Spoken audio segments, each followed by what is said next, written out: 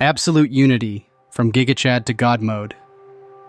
In urban slang, an absolute unit is a humorous term used to describe someone or something that is exceptionally large or impressive in size. It often carries a tone of admiration or amusement. The phrase gained popularity from a viral tweet that referred to a large sheep, and since then, it's been used to describe anything from people to objects that stand out due to their size or perceived presence or significance, aka greatness. It's typically used in a lighthearted or exaggerated manner. Marveling at unfathomable grandiosity is one of the most primordial spiritual human impulses. At first glance, the modern meme of the absolute unit seems worlds apart from the profound spiritual concept of absolute unity found in ancient philosophy. Yet both ideas spring from a shared human fascination with greatness, totality, and the awe-inspiring. The absolute unit is a playful recognition of something that stands out due to its sheer magnitude or presence, while absolute unity is the philosophical and mystical pursuit of the ultimate all-encompassing one from which all things emanate. In both cases, there is a recognition of something that transcends the ordinary, a being, object, or principle that is so complete, so integrated, or so immense that it commands attention, reverence, or even worship. The meme, in its humor, echoes an ancient impulse to point at the extraordinary and declare, "Behold, this is something beyond the norm." In spiritual philosophy, this same impulse is directed toward the absolute, the source and summit of all being. The attainment of absolute unity in the Hebrew Kabbalistic, in ancient Greek and Egyptian mystery schools, are profound and complex topics, each with its own nuances and interpretations. In Kabbalah, the absolute is often referred to as Ein Sof, meaning without end or infinite. It represents the ultimate, unknowable aspect of God beyond all attributes and forms. Ein Sof is the ultimate unit, not in the sense of size, but in the sense of being the all-encompassing, indivisible source of everything. It is the archetype of greatness, the infinite that contains all finitude within itself. The awe inspired by an absolute unit in the physical world is a faint echo of the awe that mystics feel in contemplating the Ein Sof. Sephirot. The path to understanding or experiencing the absolute involves the tree of life and its 10 Sephirot, which are emanations or attributes through which the divine manifests in the world. These include Keter, crown, Chokmah, wisdom, and Bina, understanding, among others. The Sephirot are not isolated, they are interrelated, forming a dynamic structure that reflects the unity within diversity. Each Sephirah is a unit in itself, but their true significance is revealed only in their harmonious interconnection, a synchronicity that mirrors the unity of the divine source. The tree of life is a map of how the one becomes the many, and how the many can return to the one. Union with the divine. The ultimate goal is to achieve devakut, a state of clinging or attachment to God, where one's soul is in harmony with the divine will. Absolute unity as spiritual aspiration. Devakut is the mystical realization of unity, not just intellectual or emotional, but existential. It is the dissolution of the separate self into the absolute, the merging of the individual unit with the cosmic unity. This is the spiritual analog of the meme's celebration of greatness. The soul becomes an absolute unit by uniting with the absolute unity. Kabbalists seek mystical experiences and insights that transcend ordinary understanding, often through meditation, prayer, and study of sacred texts.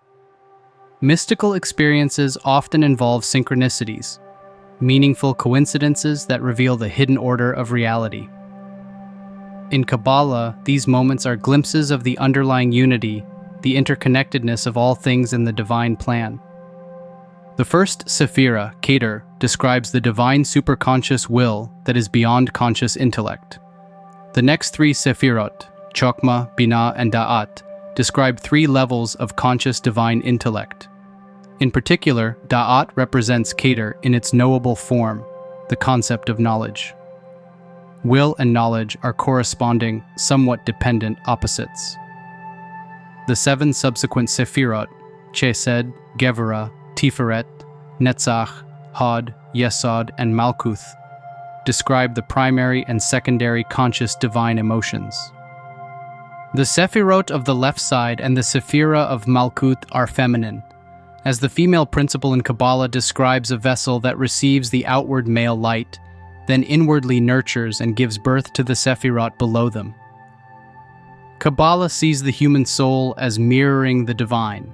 After Genesis 1:27, God created man in his own image. In the image of God he created him, male and female he created them. And more widely, all creations as reflections of their life source in the Sephirot. Therefore, the Sephirot also describe the spiritual life of man, break down man's psychological processes, and constitute the conceptual paradigm in Kabbalah for understanding everything. Ancient Greek and Egyptian mystery schools. Concept of the absolute, Logos Supertrinity. Logos.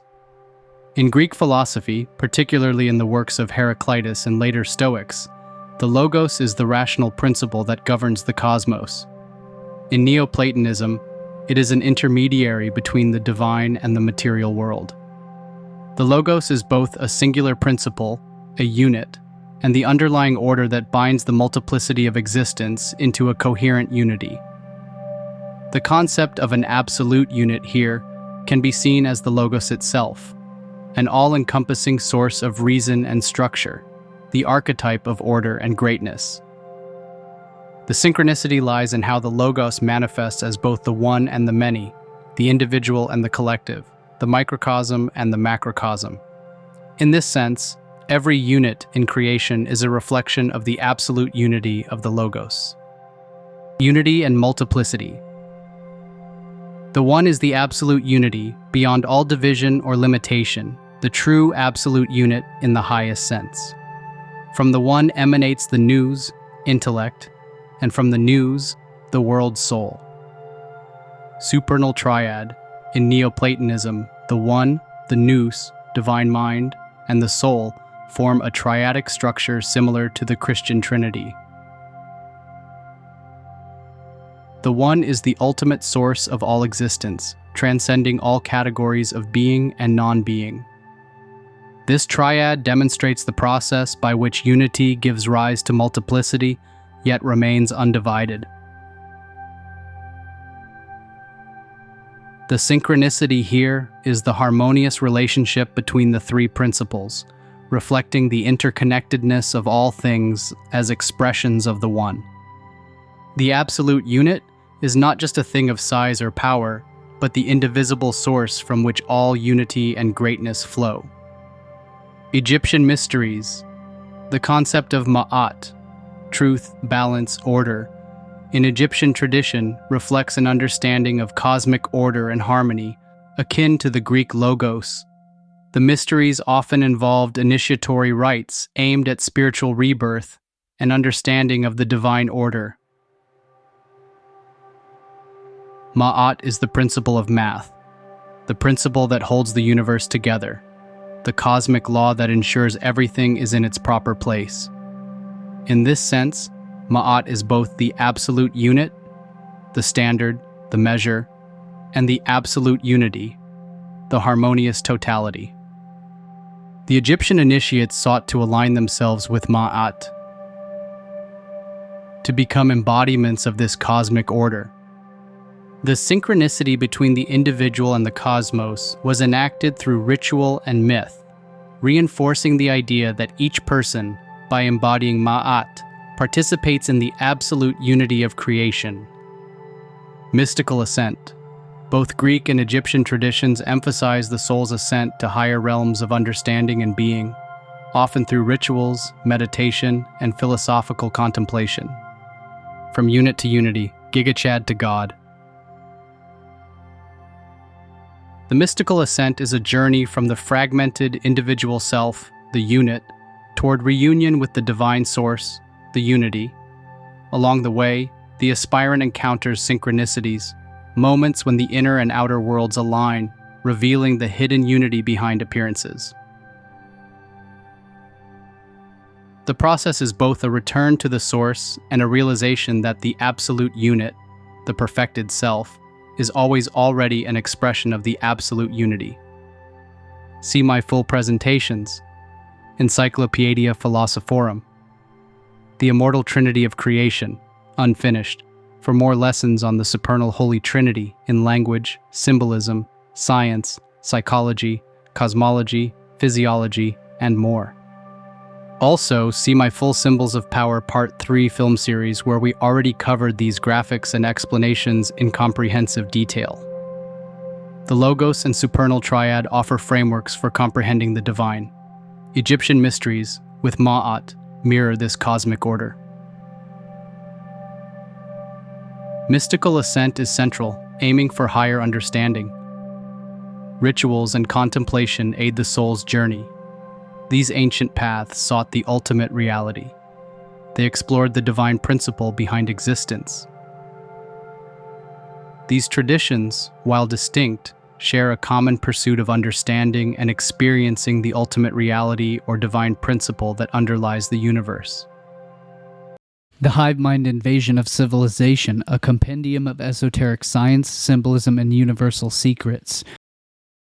If you would like to purchase this book, you can head over to my brand new website at liftingtheveil.tv.